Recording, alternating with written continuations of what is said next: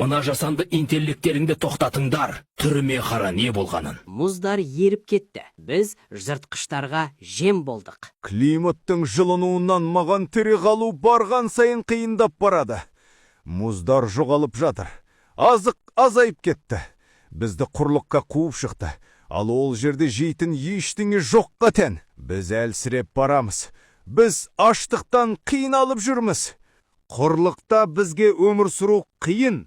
Мұнда тамақ почти жоқ. Кейде балық ұстаймыз. Бірақ ол жетпейді. Біздің бастық аң аулайтын жеріміз мұзда. Осы идің кесірінен бізде бәрі еріп жатыр. Аң аулайтын мұздар қалмады. Бізге қашатын жер қалмады. Артымыздан жыртқыш касаткалар қуған кезде бізге ауаға шығу керек. Бірақ мұздар еріп кетті. Біз жыртқыштарға жем болдық. Біздің жағдайымыз нашарлап барады.